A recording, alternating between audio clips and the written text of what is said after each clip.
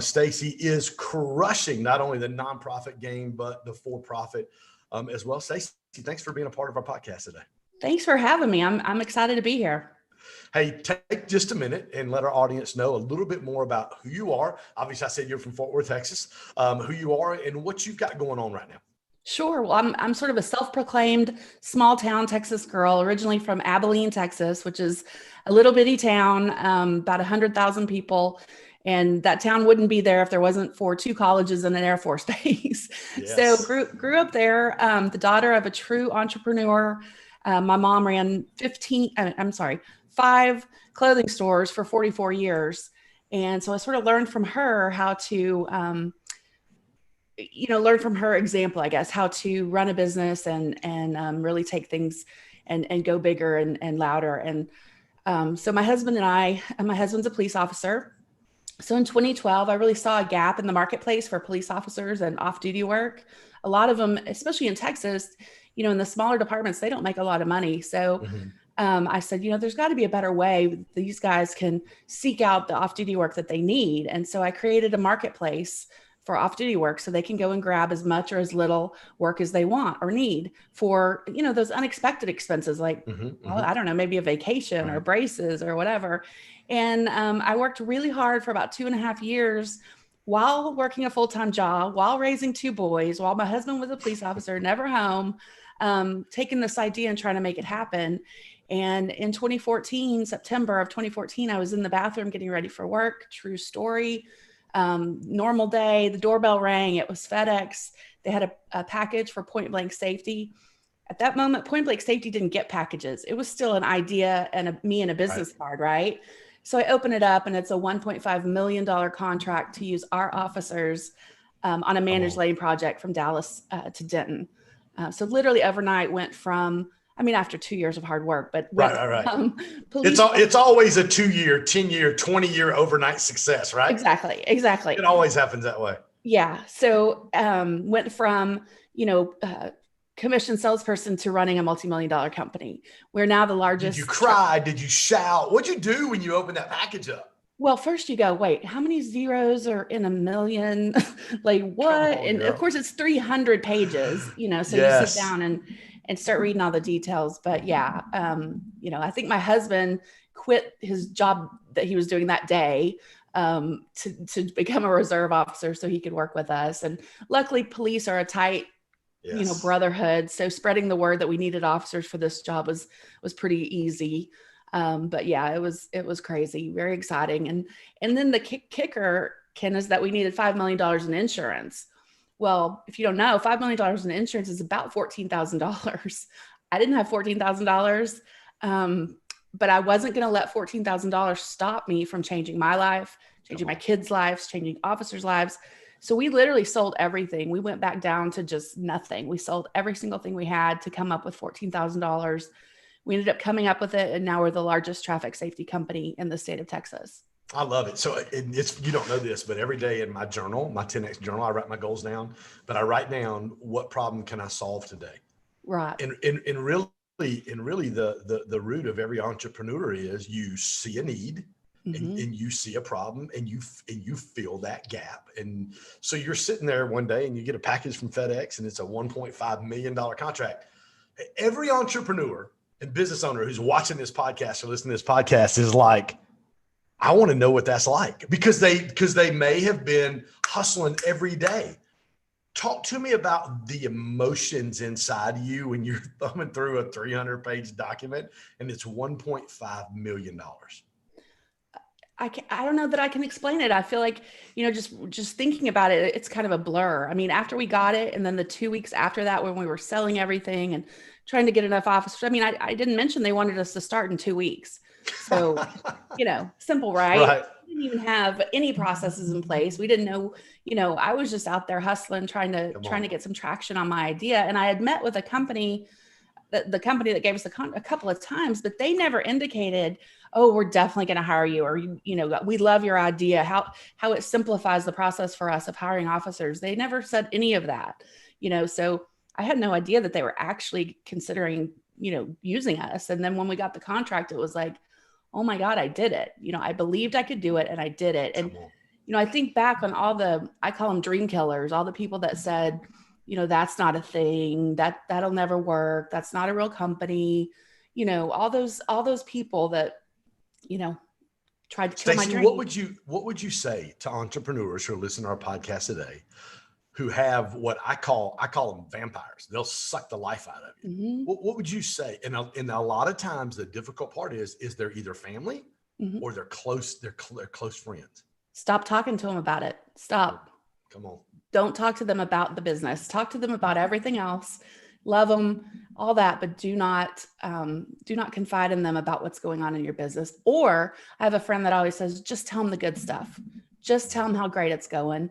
And then surround yourself with other people that are going through what you're going through, other entrepreneurs, and give them, let them give you the feedback on the tough stuff. But those dream killers, as I call them, just smile and move on. Don't even consider what they're saying, because if I'd have listened to all the dream killers I had, I wouldn't be where I am today. Can I ask you a really honest and vulnerable question? Yeah. How many of those dream killers did you call when you got that $1.5 million contract?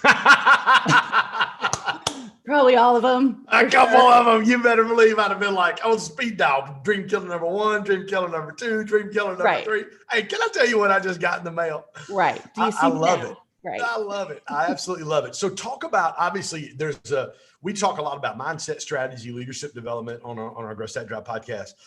So you've been busting your tail for 2 years. Obviously, police officers are vastly underpaid. I mean, that's just the training side, that they're just, you guys, I mean, you've lived it. And I think that's why it is such a tight knit community. Pastors and police officers, like I pastored for 12 years. Like, you're just not, you don't go into law enforcement, or you don't go into ministry full time to make money. Right. It's because you truly want to serve. Right. You better believe it. So talk to me about 2 years, hard work, head down, showing up every day. You said something just a minute ago about showing up every day. Talk to me just about that principle for you and about how you've seen that pay off over the past several years. I don't know if I'm just different or what, but I wake up every day in a new world. Whatever happened the day before, I've already forgot it, and I'm ready to kill it. I get up so motivated, so excited. What am I going to do today? How am I going to change the world today? And I think that's huge. And I think you have to have that never give up mentality. I mean, obviously, if it's really not working and you're going down the financial tubes, I mean, obviously there might be a point to give up, but when you truly believe in yourself and you truly believe in your idea. I would go to these meetings, and I guess this is also what motivated me. I'd go to the meetings with these people and I would tell them my idea, and I was going to be one point of contact, one invoice. They never had to worry about scheduling or canceling the police officers. We would handle all of that. And I could see the light bulbs going off above their heads. Like, what? Like, you're going to free up a whole position in my company.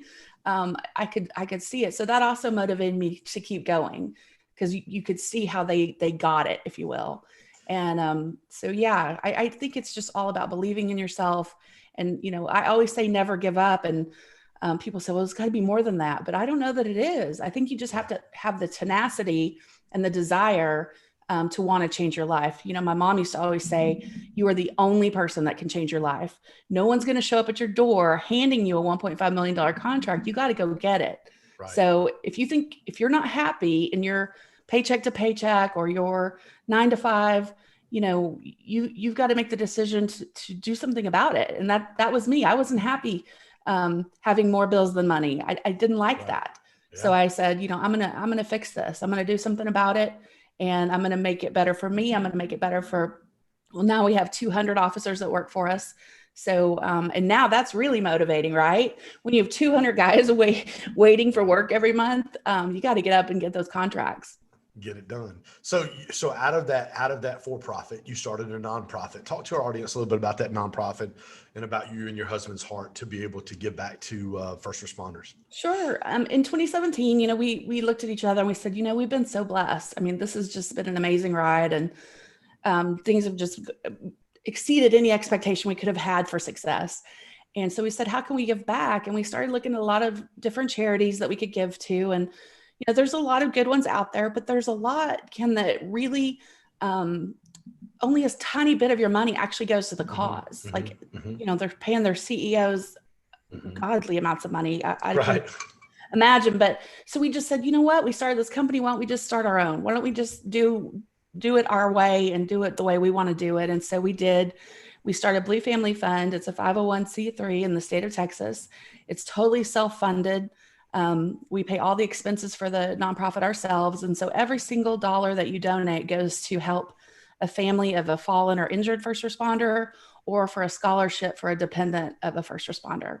Give us a story. Give us a couple stories of what you guys have done with that over the past couple of years. Sure. Well, we most recently gave some money. There's a canine officer in Killeen, Texas, that just died very unexpectedly. He wasn't even sick, anything, just happened. So his wife and his two daughters, who are also first responders, were really in a hard place because, they really relied on his income. And so we drove down there and were able to give a decent donation to the family of that canine officer. And, if you don't know, canine officers are even a closer family than traffic officers. So that was really moving. And they've all now gotten kind of behind Blue Family Fund and what we do. And then prior to that, we were on ESPN last December. We gave out a $5,000 scholarship to the daughter of a Marine, which we consider the military our ultimate first responders. She was going to go to Texas Tech to pursue nursing. So we were able to give her a $5,000 scholarship on ESPN at the First Responders Bowl. So that was pretty exciting. I love it. I love it. Talk to me about, so you start this, you have this dream, you solve a problem, basically, is what you did. Hey, we're going to step in, solve a problem. Light bulbs are going off. Wow, I can go straight to one source and everything's taken care of for me, which really is what business is. Money is exchanged when problems are solved, is what Coach Michael Burt, who's one of my coaches and one of my mentors, says all the time. 2 years into it, you get a $1.5 million contract. Talk about what that's looked like from there, and some of the transferable principles that you've learned and implemented in your business to make it even more successful. Well, the first thing I say to people, and they think I'm crazy, is I say, you've got to be willing to work with your competition. You've got to be willing. If you're not willing to go head to head or even work with your competition, then you need to go back and look at your business, because you don't have the perfect process. If you have the perfect process and you're the expert in your field, when you go up against the competition or you work with the competition, you'll end up winning the business every time. If I go into an account, because since we started, there's now been several companies or people that have tried to do what we did. And, I'll go in and they say, "Oh, Stacey, we just signed a contract with your competitor." And I say, "You know what? That's great. That's absolutely wonderful. Just let me be the backup vendor." When they can't fill it, they don't have enough officers, or they screw up because they're not trained or they don't have the right process, let me step in and fill that need. And then guess what? I end up being the primary on the account after that and win their business forever. So, and just recently, we were just up against Dallas PD and Addison PD, which are very large police departments for a traffic control job. And we ended up winning the deal up against probably two of the largest police departments in DFW.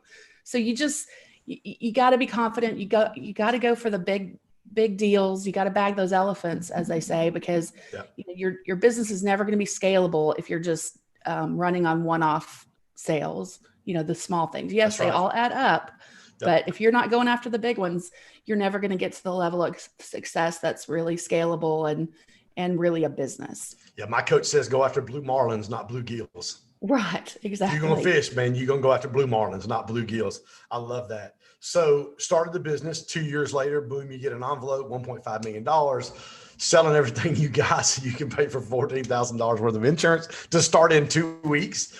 And then you start the nonprofit. And then one of the things you mentioned earlier was some of the things you learned from your mom. And then a couple of years ago, your mom was tragically murdered.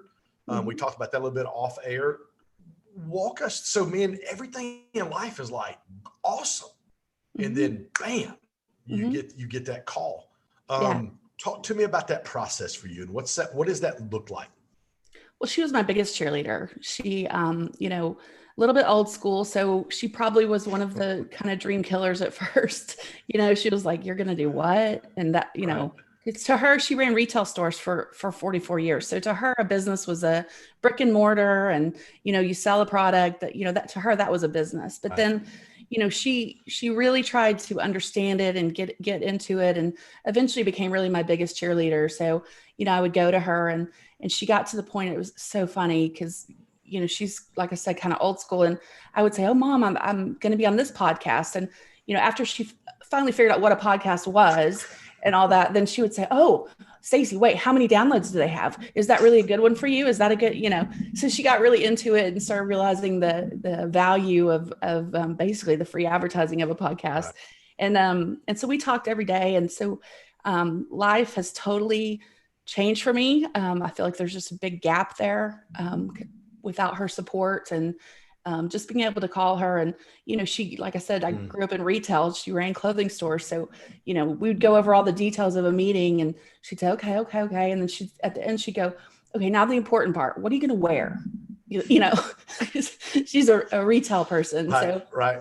And spent her whole life dressing, the women of the big country. But yeah, I kind of went into what I call the robot mode. I know I was there and I was going through the process, and I showed up for everything I was supposed to do and all that, but I wasn't mentally there. I was just sad and just mad and just all the things, and you can't, so many people say, oh, I lost my mom. There's nothing that compares to murder. There just isn't. I don't know how to explain that to people, but it's not the same thing. So it took me probably 6 months, probably 8 months. I don't know exactly. And then, I thought about her and I said, you know what, this isn't what she would want for me. She would want me to dry my eyes and fix my makeup and show up and not take for granted this thing I still have, which is life. And it's so precious and we never know when any of us, how many days we have left or whatever. So I just said, you know what, I'm going to take the time I have left and I'm going to live for both of us and I'm going to make her proud. Not that she wasn't always proud, but, and I wrote a book recently. It'll be out probably in a couple of weeks, be on Amazon. It's Turn Your Passion into $1 Million idea I did. And it also tells the story of her and what happened and how I got through it. And, really. Was that process, Stacey, was that a process that was immediate for you? Was it, I know I had Coach Hugh Jackson on yesterday and you heard him when he got fired from the Cleveland Browns, you heard him talk about, he said, I was in the basement for like 2 or 3 days. And I heard Al Davis's voice, who'd been dead for years, who gave him his first job, head coach job for the Oakland Raiders. I heard Al Davis's voice say to me, Hugh, this isn't you, get up and get moving. Was it a moment like that? Or was it a process for you? Tell our audience about that. Yeah, it was more like almost exactly what he said. It was more, I just could hear her saying, why are you taking advantage of the life you have left? I'm sure she would give anything to still be here. So, when I thought of it from her perspective, I was like, this isn't right. You're taking advantage of something that you still have. And there's so many people that, wish they had one more day on this earth or wish they weren't sick or wish all these things. So I thought, this just isn't me. I'm going to go bigger. I'm going to go louder. I'm going to make sure everybody knows about her, about my business, about our nonprofit, and just really be the face of our companies and try to make the world a better place. I feel like that's what she would say is, take what you have and make the world a better place. And so I think that's what I'm trying to do. Well, I told you off air just a while ago too, really, you have the same DNA, obviously. But there's the legacy that what you're doing right now really is her legacy. And so you're walking out for her. And I love it when you said earlier, I'm living for both of us right now in doing that. So talk to me about like, what's next for you as an entrepreneur? Like what's the future? What's the vision? What's the dream for Stacey Magovern in your business and your nonprofit? You're looking at me like this guy's going to think I'm crazy as soon as I tell him this. Well, the funny part is about 2 weeks ago, we just bought an old RV park on Hubbard Creek Lake. Hasn't been in operation in 20 years. So I don't know what we were thinking, but yeah, we're going to bring it back to life. We're going to have 16 RV spots, a couple of cabins, um, a convenience store, beer, bait, all that kind of stuff. It's right on Highway 180, about 300 yards from the boat dock. So we're pretty excited. We have a couple partners in the project, and everyone's like, "What? Don't you have enough to do?" Like, Right. I know. I'm not sure what I was thinking, but I think it'll be a good thing once we get it back. It's a lot of work, though. Yeah, something that hasn't been in operation for 20 years needs a lot of upgrades. Right. So I love it. we're hoping to have it running. The average millionaire has 7 revenue streams, 7 streams of income. Wow. So yeah, I mean, that's the average, just 7 streams of income. So I love that and love your passion. Talk real quick about leadership development. What do you do daily, weekly? What does your rhythm look like to grow as a leader? You can't do all the things that you're doing and not be devoted to developing yourself as a leader. What are some of the things you do? Maybe some of the books you're reading, podcasts you listen to. What does that look like for you, Stacey? Yeah, I do all those things. But I also am a member of it's a Facebook group called Success Champions. And I really surround myself with like-minded people. I try really hard to focus on people that are trying to grow their business. I like to mentor a lot of the people that aren't quite to the level I am yet. I spend a lot of time in networking groups as well. My business is a pretty niche business. So, I'm not really going to get a referral from a networking group, but if I can help show someone, I built a whole sales career in networking. It really does work. So if I can help someone else, that makes me happy and makes me feel like I'm really giving back. So that's kind of, and then I do listen to a lot of different podcasts. I love Gary Vee. I love, lots of different people. I try to really broaden my horizons and get different perspectives. And it's always good to go back and look at how you're doing things and then listen to how someone else does it and reevaluate, how you could be better. I want to show through example, not just through words, what life is really about. It's really about, building success and then paying that success forward, in my opinion. So I love it. You're definitely passionate. I love the passionate part of what you're doing. And I think this is the one thing that makes entrepreneurs. It's like, you're never afraid of a challenge. Right. You're never afraid of going, okay, what's next? RV park. Okay. Don't know much about an RV park, but I'm sure we can figure this thing out. Let's do it. Yeah. I'm the quickest decision maker ever. But if it's not the right decision, I own it. I accept it, right. But if you're not, I have a friend that always says, if you're not failing every day at something, you're not trying enough stuff. Right. You're not going big enough or loud enough. And I believe that, if I'm not screwing something up, then I didn't try enough things, or I didn't go, the right path or whatever. So it's exciting to me. I love John Maxwell's book, Failing Forward. And basically in that, he talks about, listen, man, if you're not failing forward, if you're not failing at all, then you're not trying things that are really going to stretch you and cause you to grow as an individual, as an entrepreneur, and then learn how to fail forward. Like, okay, what did I learn? Talk to our entrepreneurs, because I think this is huge. Talk to entrepreneurs. You said it just a minute ago. I tend to make decisions quick. Mm-hmm. Talk about that principle, and really, that's a gift, to be honest with you. Talk about that and how you process those decisions. I can tell you, when I'm listening to a salesperson, I can tell you in probably 10 seconds if I'm going to buy from them.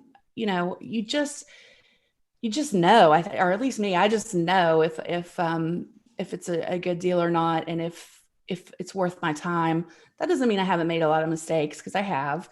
But you got to be confident enough to either be all in or all out, and you got to do it quick. There's nothing's going to work if you're half in, half out. Or if you're still thinking on it, or that doesn't work. Either jump in full on and be ready for I spent last weekend digging out 2 trailers full of trash from the building on this RV park. So, while I'm digging all this trash out, I'm thinking, is this really the best use of my time? But, right. You're either all in or you're not. Right. And it's funny, the realtor, she came up to me and she goes, "Oh my gosh, you're so down to earth. I can't believe you're the one pulling the trash out." And I'm like, I'm all down for hard work, whatever makes money, I'm down for that. So, you just gotta jump in and have faith in your decisions and have faith in yourself. I You love it. know, I know me, and I know I'm willing to put in the hard work, and I know I have the tenacity to make things happen. And, all of us, everybody has a gift. God gave all of us a gift. Everyone has one. You just got to figure out what that is. And when you figure out what your gift is in this world, oh my gosh, life changes. It becomes so friggin' much fun. Yeah, I figured out early in my sales career that I have a gift to really build trust quickly. And when I figured that out, man, sales became so much fun.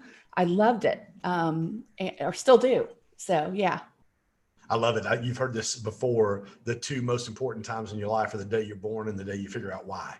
Yep. Like, okay, wow, I've had this revelation. Oh, this is why that I'm here. Stacey, what's the best way for people to connect with you?